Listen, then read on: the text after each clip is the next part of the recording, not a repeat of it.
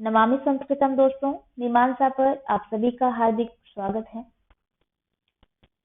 दोस्तों, UPSC Sanskrit optional 2022 की series चल रही है, जिसके अंतर्गत हम यूपीएससी के 2022 में पूछे गए जो भी प्रश्न हैं उनको सॉल्व कर रहे हैं। फर्स्ट पेपर में हम पूर्व के वीडियोस में 4 प्रश्न सॉल्व कर चुके हैं।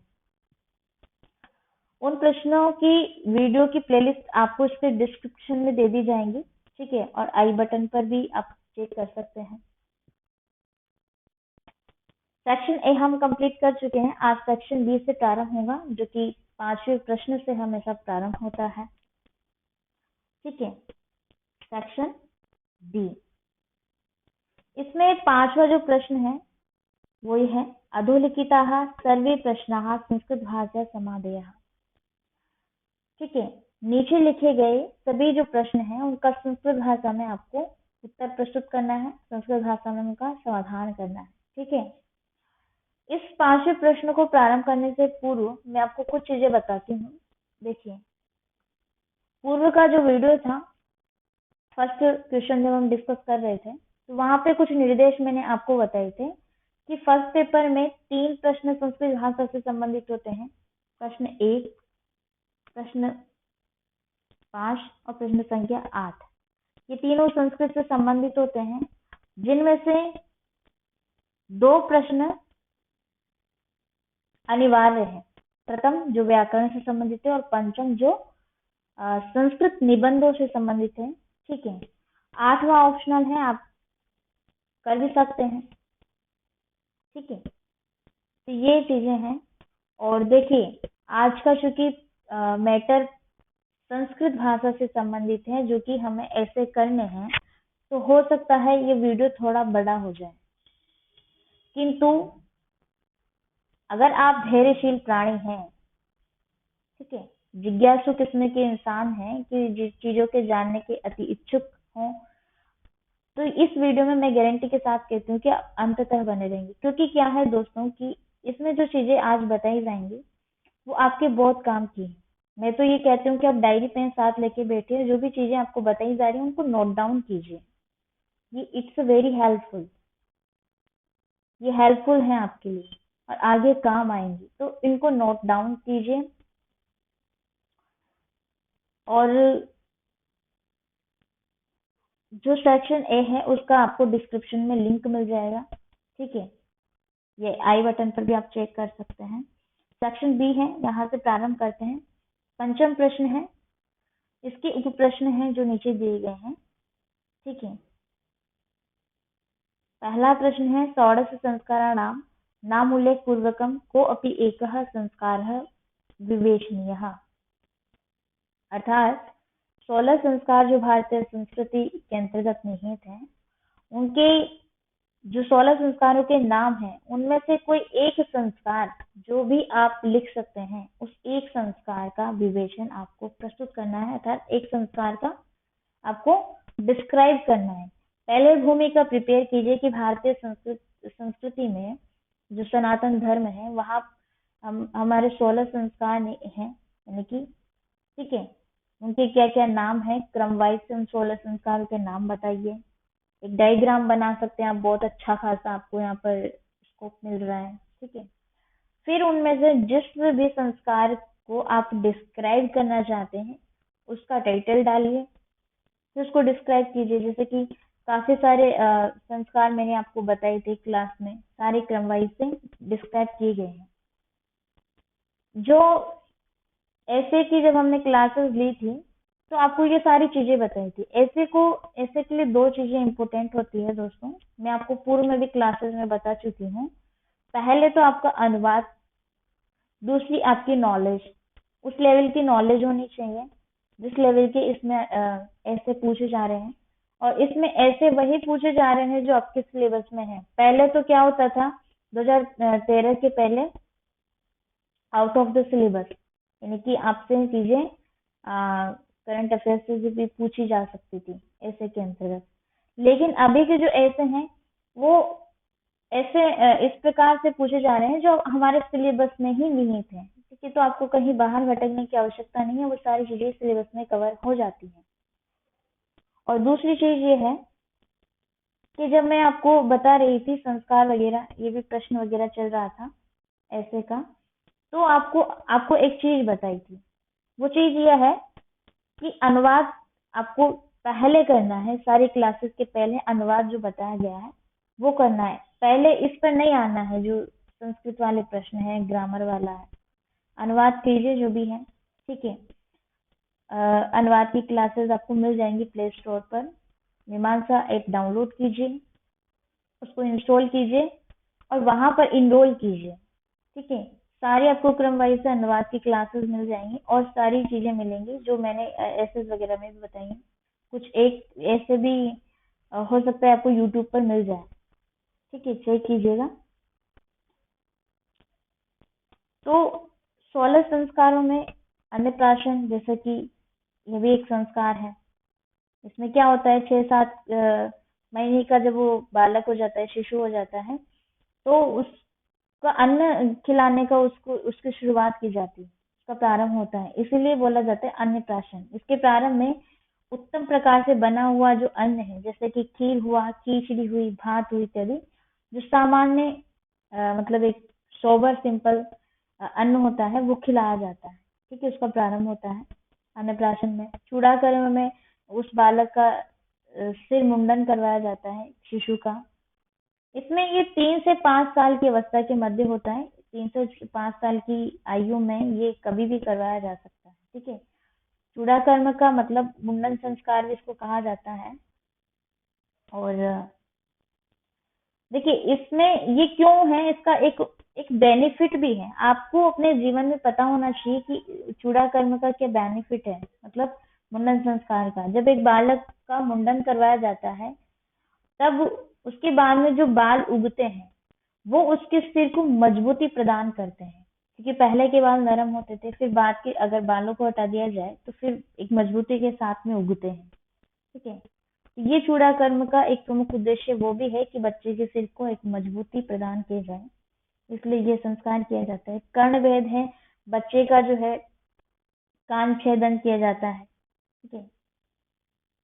इसको कान छेदने से एक इसका फायदा है कि कई रोगों की रोकथाम हो जाती है। और पांच, एक यह है कि यौन इंद्रियां पुष्ट होती है कान छेदन से, मतलब एक टेक्निकल टर्म है, आपको पता होगा, ठीक है। यज्ञोपवीत है। यज्ञोपवीत का मैं विशेषकर आपको कहूंगी कि 16 संस्कारों में यज्ञोपवीत को आप जरूर ध्यान में रखें। यज्ञोपवीत हुआ जैसे, ठीक है, विवाह संस्कार हुआ। यज्ञोपवीत को क्यों याद रखना है, इस पर भी प्रश्न बन सकता है, क्योंकि ये यज्ञोपवीत एक ऐसा संस्कार है जहां से एक जो बालक होता है उसका दूसरा जन्म बताया मतलब दूसरा जन्म होता है। ऐसा प्रश्न भी बन सकता है कि बालक का दूसरा जन्म कौन से संस्कार से प्रारंभ होता है, ठीक है। ये प्रश्न बन सकता है, पूछा जा सकता है। तो यज्ञोपवीत को उपनयन या जनेऊ संस्कार भी कहते हैं, जो प्रत्येक हिंदू को ये संस्कार करवाया जाता है, मतलब करना चाहिए एक तरीके से।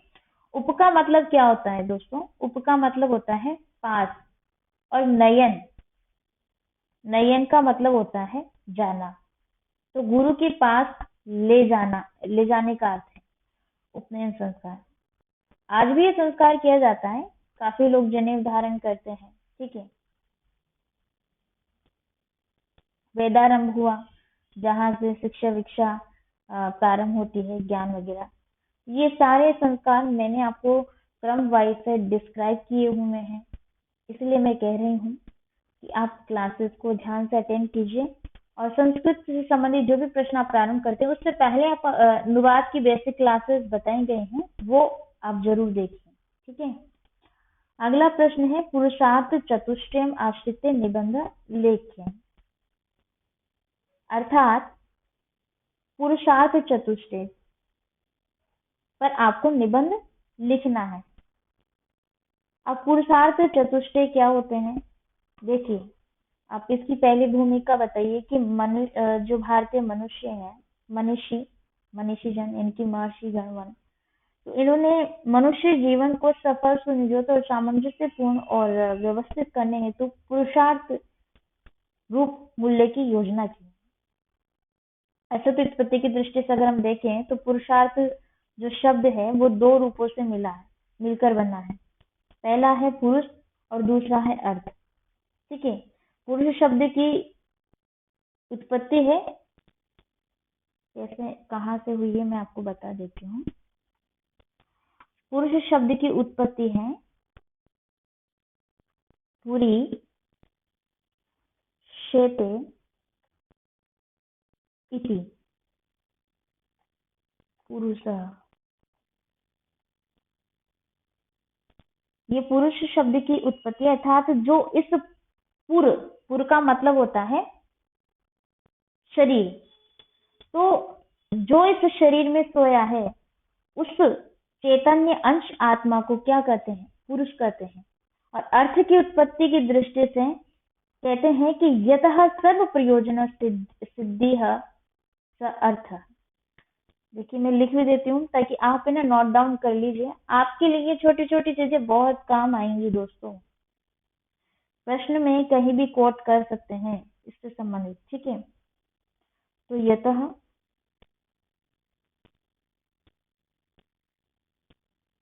सर्व प्रयोजन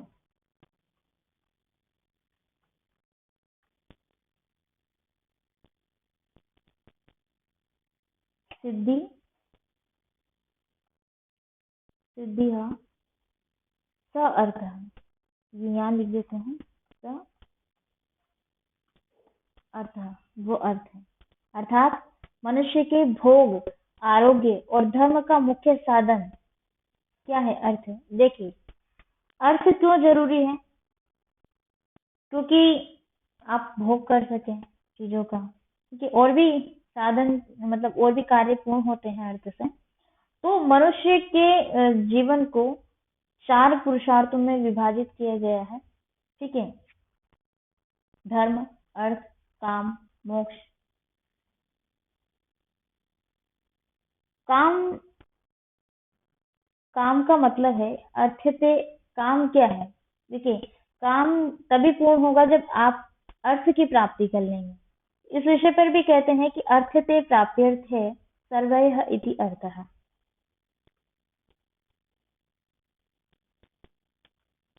अर्थ से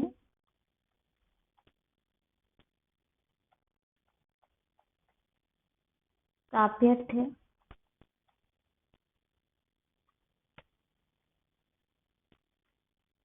सर्वयः इति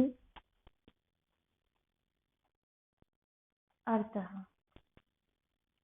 ठीक है, अर्थात जिसे प्राप्त करने की अभिलाषा सब करते हैं उसे अर्थ कहते हैं। ठीक है, तो जिसे प्राप्त क्यों प्राप्त करने, भोग इत्यादि पूर्ण करने, और भी आवश्यकताएं होती है मनुष्य की। ठीक है, तो पुरुषार्थ की उत्पत्ति यहाँ स्पष्ट हो जाती है और है पुरुषाणाम अर्थः पुरुषार्थ। इससे स्पष्ट हो जाती है पुरुषाणाम अर्थः पुरुषार्थ अथवा पुरुषैः अर्थते इति पुरुषार्थः।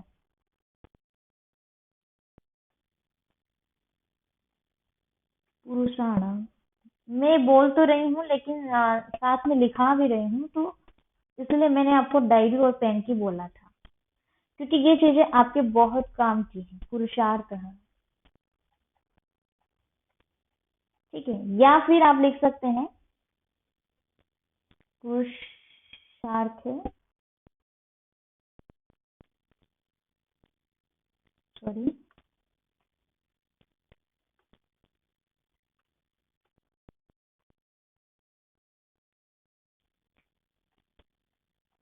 पुरुषैः अर्थते इति पुरुषार्थ। ठीक है, अतः पुरुष जिस फल की इच्छा करे वो क्या है? पुरुषार्थ है। तो ये पुरुषार्थ का तात्पर्य आपको समझ आ गया होगा एक तरीके से। अब देखिए धर्म अर्थ 4 पुरुषार्थ बताएं। भारतीय जीवन दर्शन में 4 आदर्श के लक्ष्य माने गए हैं, धर्म, अर्थ, काम व मोक्ष। इसी आधार पर पुरुषार्थ चतुष्टयों का वर्गीकरण किया गया है। क्या क्या है? धर्म, अर्थ, काम और मोक्ष। दोस्तों धर्म, अर्थ, काम, मोक्ष जो 4 पुरुषार्थ हैं, इसमें से अगर हम बात करें तो कौटिल्य ने मूलतः 3 पुरुषार्थों को ही महत्ता दी है। मोक्ष नामक जो पुरुषार्थ है उसको आधार नहीं माना, मतलब उसको महत्ता नहीं दी, वो नहीं मानते हैं, वो 3 पुरुषार्थ मानते हैं। आपसे ये प्रश्न भी पूछा जा सकता है कि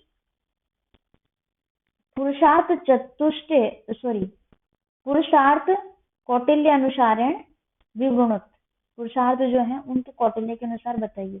देखिए ये प्रश्न अभी पूछा तो नहीं गया है, मुझे आज मेरी बात हो रही थी किसी स्टूडेंट से, उन्होंने मेरे से एक बात कही, मैम आप मुझे वो प्रश्न बता दीजिए जिनकी संभावना है यूपीएससी में पूछे जाने की।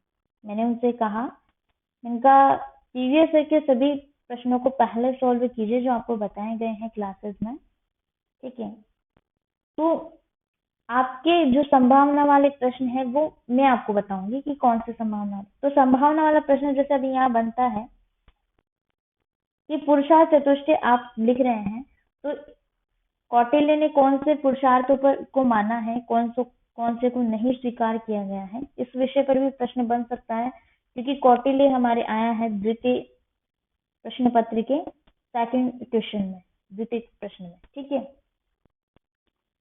तो ये चीज पूछी जा सकती है, ये संभावना वाला प्रश्न है। ये ऐसे क्या होते हैं, संभावना ऐसे बनती है, परंतु जो चीजें पूछी गई इसमें पूरे ऐसे में 5 ऐसे पूछे गए, एक भी ऐसा नहीं है जो नया, सारी चीजें वही है प्रीवियस ईयर की, पूछने का तरीका बदल जाता है केवल, तो चीज को जरूर ध्यान में रखिए, ठीक है।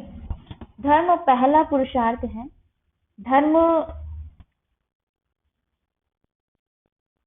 एक ऐसा पुरुषार्थ है जिससे पुरुष की संतुष्टि होती है, मतलब अर्थ व काम का वृत्त महत्व होता है इसमें, परंतु धर्म का आधार पुरुषार्थ को संपूर्ण बना देता है।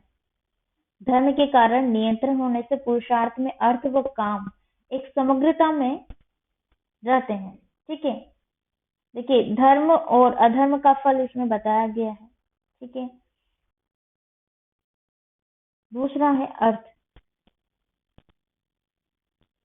अर्थ आपको पता है मनुष्यों ने जीवन के आंतरिक मूल्यों पर विशेष बल दिया है, लेकिन कहीं भी अर्थ एवं काम जिसे बाह्य मूल्यों को शरीर की तरह अविभाज्य माना है।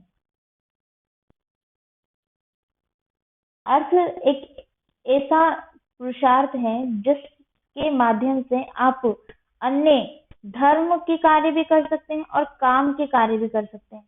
मतलब अर्थ पुरुष नामक पुरुषार्थ जो कि द्वितीय पुरुषार्थ है, इसके बिना ये दोनों काम नहीं किए जा सकते हैं। धार्मिक कार्यों में आपको अर्थ की जरूरत पड़ेगी, जो काम है, काम भोग इत्यादि से संबंधित जो भी चीजें हैं उसमें आपको अर्थ की जरूरत पड़ेगी।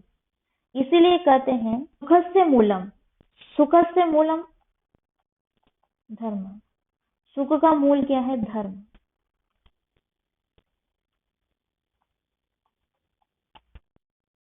ठीक है।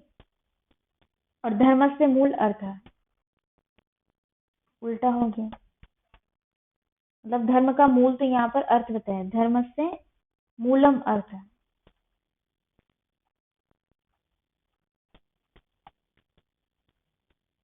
इसलिए महर्षि ये जो कौटिल्य है, कौटिल्य ने त्रिवर्ग में अर्थ को ही प्रधान मानकर उसे धर्म, अर्थ अर्थ को प्रधान मानकर उसे धर्म और काम का मूल बताया है। मतलब उन्होंने 3 पुरुषार्थ माने, जैसे हमने बताया काम, धर्म, अर्थ, काम, ठीक है। तो उन्होंने अर्थ को महत्ता दी है, अर्थ को अत्यधिक महत्ता दी और कहा है कि अर्थ के माध्यम से ही आप दोनों पुरुषार्थों को पूर्ण कर सकते हैं। इसीलिए कहते हैं कि अर्थ मूलो धर्म कामो। उन्होंने कहा है अपने कौटिल्य ने अर्थशास्त्र में अर्थ मूलो धर्म कामो, ये चीजें आप लिख लीजिए, इनको याद करना बहुत, ये आपको याद होनी चाहिए अगर आप संस्कृत पढ़ रहे हैं, ठीक है। तो वैसे तो आपको यहाँ पर ये सारी चीजें हमें लिखानी नहीं चाहिए, लेकिन आप लिखिए, इसलिए मैंने आपको बोला था कि वीडियो थोड़ा बड़ा हो सकता है। अगला है इसमें काम। तो काम के विषय में तो आप जान ही गए हैं, जैसा हमने आपको बताया, काम ही सारे संसार का बीज होता है। ठीक है, तो इन्हीं तीन अवस्थाओं से, यानी कि धर्म, अर्थ और काम से गुजर कर ही मोक्ष तक पहुंचा जाता है। ये चार पुरुषार्थ बताए गए हैं भारतीय संस्कृति में। और कौटिल्य के अनुसार अगर पूछा जाए तो आपको फिर तीन पुरुषार्थ बताने हैं, और अभी किस प्रकार से उसका आंसर प्रस्तुत करना है, वो सारा चीजें हमने आपको बताया इसके अंदर। ठीक है, अगला प्रश्न है, भारतीय ज्ञान परंपरायाम वाराहमिहिरस्य योगदानम समीक्षितः। भारतीय ज्ञान परंपरा में वाराहमिहिर का योगदान आपको बताना है। ठीक है,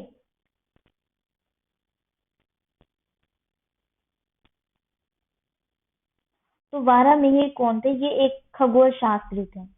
वाराहमिहिर एक खगोल शास्त्री थे। और मिहिर का मतलब होता है दोस्तों, मिहिर का मतलब होता है सूर्य।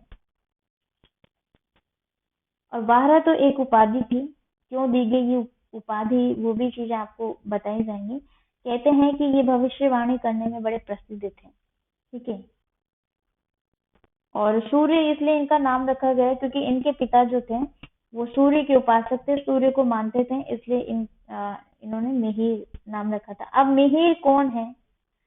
मिहिर ज्योतिष शास्त्र को सिद्धांत, संहिता तथा होरा के रूप में इन्होंने स्पष्ट किया है। ठीक है, इनके मूलतः तीन स्कंद देखे जाते हैं, मतलब तीन स्कंद हैं इनके। पहला स्कंद है गणित स्कंद, जिसको हम सिद्धांत करते हैं गणित स्कंद।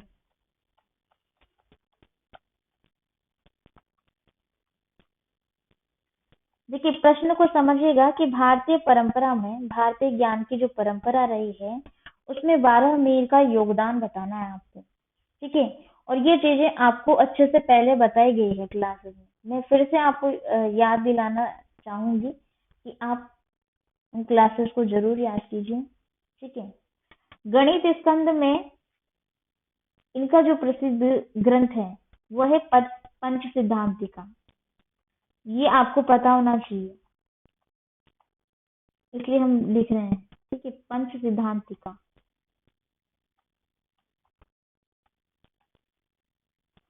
और दूसरा जो स्कंद है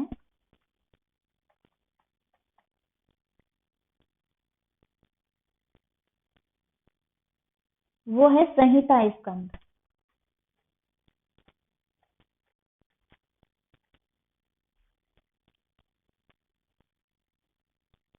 संहिता स्कंद में बृहद संहिता को बताया गया है।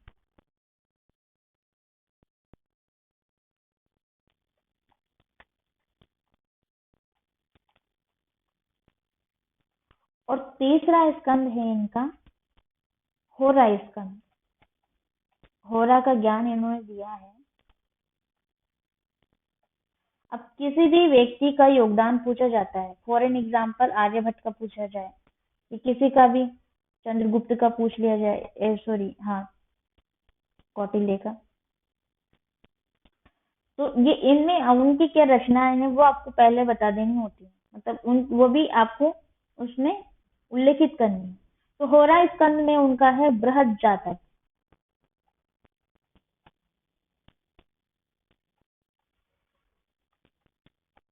अंत में हलंत है बृहत में और बृहज में।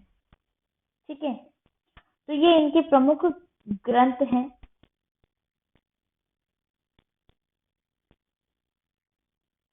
देखिए, अगर हम वाराहमिहिर के विषय में बात करें तो ये भारत में प्राचीन काल के एक ऐसे सुप्रसिद्ध वैज्ञानिक रहे हैं जो गुप्त काल में हुए थे।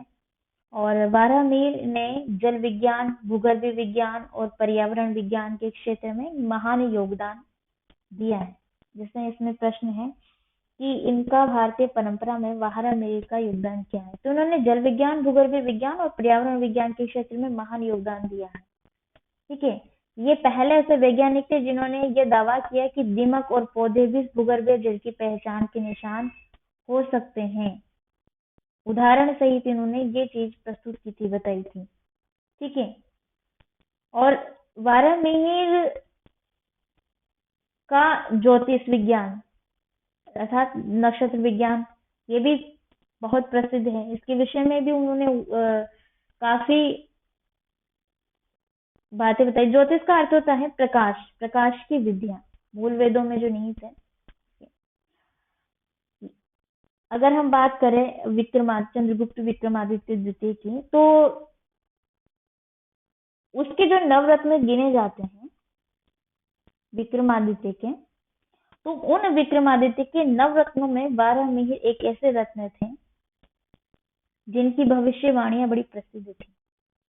इनकी भविष्यवाणियां इतनी प्रसिद्ध थी दोस्तों कि इन्होंने एक भविष्यवाणी की थी कि विक्रमादित्य के जो दूसरा पुत्र है उसके 18 वर्ष की अवस्था में मृत्यु हो जाएगी। ठीक है, होगी मतलब, तो वो बाद में सिद्ध हुई, जैसा भी हुआ। तो इनके जो भविष्यवाणियां थी इतनी शुद्ध होती थी, इतनी प्रसिद्ध थी कि विक्रमादित्य ने उन्हें वराह की उपाधि दी थी। हमने बोला था ना कि वराह एक उपाधि दी गई थी इनको, ये इनके नाम में नहीं था पहले। तो वराह की उपाधि किसने दी थी? विक्रमादित्य ने दी थी। और मिहिर इनका मूल नाम था। तो इस प्रकार से इनका क्या योगदान रहा है भारतीय ज्ञान में, ये बताना है आपको। ज्योतिष शास्त्र में भविष्यवाणी करने में। और दूसरा यह है कि जो इन्होंने पृथ्वी के विषय में भी बताया है। आर्यभट्ट इनके 12 मिहिर के गुरु थे, और उनके कारण की खगोल शास्त्र, ज्योतिष से खगोल शास्त्र में भी रुचि रही है। आर्यभट्ट की तरह वराह मिहिर का भी कहना है कि जो पृथ्वी है वो एक तरीके से गोल है। पृथ्वी के विषय में आर्यभट्ट ने भी बताया है, फिर बाद में वराह मिहिर ने भी बताया है कि पृथ्वी क्या है? गोल है। विज्ञान के इतिहास में वे पहले व्यक्ति थे जिन्होंने बताया कि सभी वस्तुओं का पृथ्वी की ओर आकर्षित होना किसी अज्ञात बल का आभारी है। मतलब वो एक अज्ञात बल है, जो पृथ्वी ऐसी गोल है जो सभी चीजों को अपनी ओर आकर्षित करती है। ठीक है, ये एक बल है। बाद में, सदियों बाद में, न्यूटन ने इस अज्ञात बल को गुरुत्वाकर्षण नाम दे दिया, जिसको हम गुरुत्वाकर्षण कहते हैं। वो बाद में पता चलता है। ठीक है, यानी कि हमारी भारतीय संस्कृति इतनी समृद्ध है कि इसने ये सारी खोजबीन खगोल शास्त्र की, ज्योतिष शास्त्र की, गणित की, विज्ञान की, नक्षत्र शास्त्र की, ये सारी खोजबीन पहले ही कर ली है। बाद के जो अन्य विदेशी वैज्ञानिक हुए हैं उन्होंने ये चीजें बाद में अलग अलग नामों से बताई है। जैसे कि गुरुत्वाकर्षण न्यूटन ने बाद में बताया है, जबकि 12 मिहिर इस बात को पहले ही बता चुके थे। अच्छा, ये भी एक इसका योगदान है। इसके अलावा भी इनके कई योगदान 9वीं 10वीं शताब्दी की। तो 9वीं 10वीं शताब्दी में जो बाहर से अरबी और तुर्की आए थे, इन्होंने यहाँ से ज्ञान प्राप्त किया अपने भारत से, जिसमें एक इनका ज्ञान भी बहुमूल्य औषधि है। तो ये यहाँ से ज्ञान प्राप्त करके गए थे यूरोप, जो कि अंधकार में डूबा हुआ था पूरा। और 11वीं शताब्दी के दौरान उन्होंने यूरोप में पुनर्जागरण किया फिर। और वो पुनर्जागरण यूरोप में कहा, कैसे हुआ था? यहाँ भारतीय की ज्ञान से, भारत का जो ज्ञान वो लेकर गए इससे। तो आप कह सकते हैं कि कितना समृद्ध है भारतीय संस्कृति का ज्ञान, जिसमें एक अमूल्य जो रत्न रहे हैं 12 मिहिर विक्रमादित्य के नवरत्नों में शामिल हैं। इनका ज्ञान, इनका योगदान बहुत ही महत्वपूर्ण है भारतीय ज्ञान की परंपराओं में। ठीक है, तो अब आप इस पर अच्छा सा प्रश्न लिख सकते हैं। किस तरीके से लिखना है वो हमने आपको बता दिया है। नेक्स्ट प्रश्न है हमारा, आश्रम व्यवस्था वैशिष्ट्यम निरूप्यताम, यानी कि आश्रम व्यवस्था का वैशिष्ट्य आपको निरूपित करना है, बताना है। ठीक है, इस प्रश्न को प्रारंभ करने से पूर्व फिर मैं आपको याद दिलाना चाहूंगी कि ये सारी चीजें पूर्व में आपको क्लासेस में बता दी गई हैं अच्छे से। ठीक है, आपको सिर्फ एक काम करना है। अगर आपने क्लासेस अटेंड नहीं की हैं, आप पहली बार मीमांसा पर विजिट किए हैं, तो आप मीमांसा ऐप को इंस्टॉल कीजिए और वहां पर इनरोल कीजिए। यूपीएससी संस्कृत ऑप्शनल से संबंधित सारी चीजें आपको क्रम वाइज से बताई गई हैं। क्रम वाइज से का मतलब ये है कि कोई भी प्रश्न आपको जैसे डिस्कस होता है उस पर प्रश्न हल करते हैं। जैसे आप महाकाव्य ले लीजिए, तो महाकाव्य वाले सारे लेक्चर्स के उपरांत जो प्रीवियस ईयर के महाकाव्य से संबंधित प्रश्न बनते हैं उन पर डिस्कस किए गए 2013 से लेकर के जितने भी प्रश्न हैं 1 बाय 1। तो ये मैंने एक उदाहरण दिया है महाकाव्य वाला, ऐसे सभी प्रश्नों में है। तो ये एक तरीके से सिस्टमेटिक वे में आपको सारी क्लासेस वहां पर मिलेंगी, वहां पर इनरोल कीजिए, जाइए। ठीक है। हमारा प्रश्न है आश्रम व्यवस्था से संबंधित। तो आश्रम व्यवस्था ये देखिए पुरुषार्थ से थोड़ा समाप्यता रखता है। इस विषय पर आप एक सारणी जरूर याद कर लीजिए। आश्रम, वर्ण, पुरुषार्थ। देखिए ये मैंने तीनों चीजें क्यों लिखी है, इन तीनों चीजों को आप साथ में देखेंगे ना तो आप ज्यादा अच्छे से याद रख पाएंगे। आश्रम भी 4 होते हैं, ब्रह्मचर्य, गृहस्थ, वानप्रस्थ और संन्यास। वर्ण भी 4 होते हैं।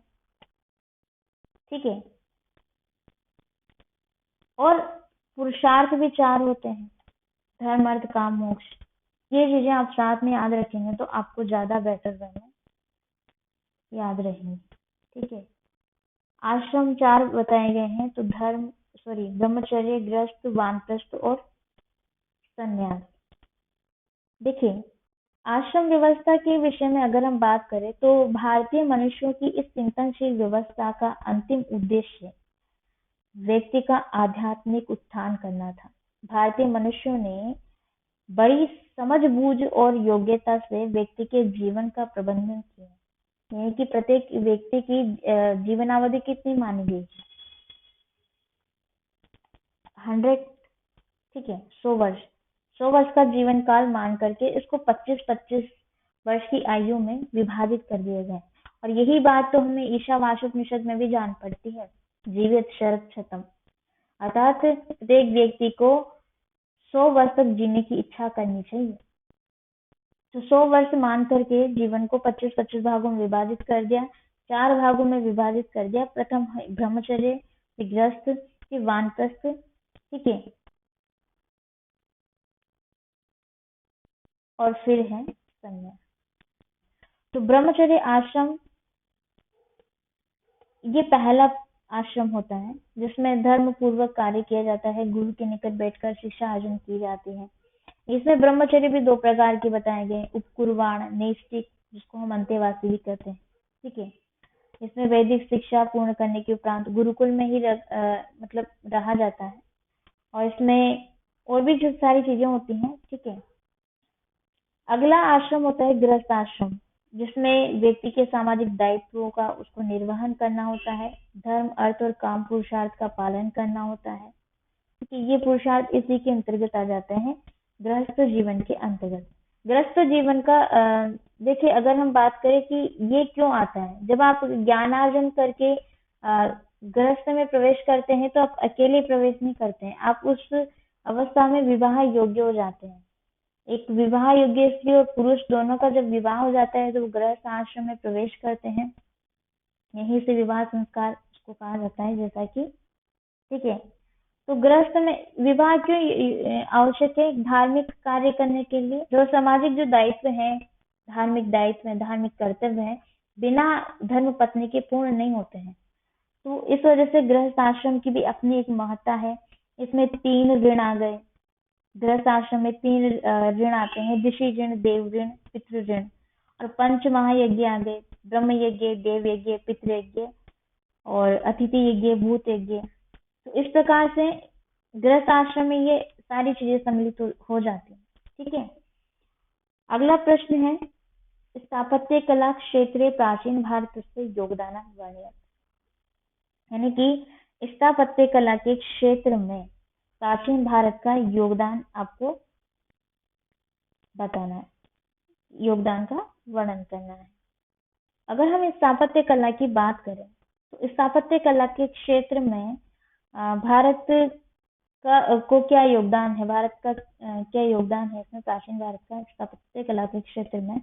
तो सर्वप्रथम तो प्रमुख ही आ जाता है सारनाथ का जो स्तंभ है, उस पर सारनाथ के स्तंभ पर जो 4 शेरों की आकृति लगी हुई है, वो एक भारत गणतंत्र मतलब कि वो राष्ट्रीय चिन्ह के रूप में उसको स्वीकार किया गया है, उस आकृति को।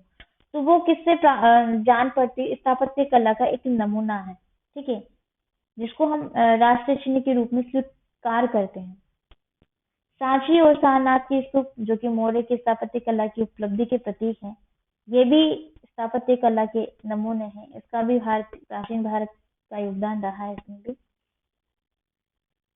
और यूनानी और भारतीय कला के मिश्रण की बात करें तो उसके बाद में गंधर्व कला आती है। गंधर्व कला में अमरावती शैली और मथुरा शैली इनका प्रादुर्भाव होता है। इसमें मूर्तियां बनाई जाती है जो भी स्थापत्य कला के अंतर्गत आती है। गांधार कला में बुद्ध की जो जीवंत मूर्तियां हैं, बोधिसत्व को यूनानी देवता के समान इसमें बताया गया है। तो ये बुद्ध की जो जीवंत मूर्तियां हैं वो भी स्थापत्य कला के नमूने हैं, ठीक है। और आंध्र के सातवाहन शासकों के संरक्षण में अमरावती जो स्कूल है वो भी एक तरीके से स्थापत्य कला का उदाहरण है जो प्राचीन भारत की एक का योगदान देता है, ठीक है। गुप्त काल में भी देखी जा सकती है काफी सारे इसके, जैसे हैं उदाहरण देवगढ़ का झांसी का जिला, कानपुर का जिला, ये दोनों मंदिर इस काल के बेहतरीन उदाहरण हैं। मतलब झांसी जिला का मंदिर और झांसी जिला का मंदिर जिसमें भगवान की मूर्ति स्थापित है गर्भगृह में, ठीक है, ये एक उदाहरण है।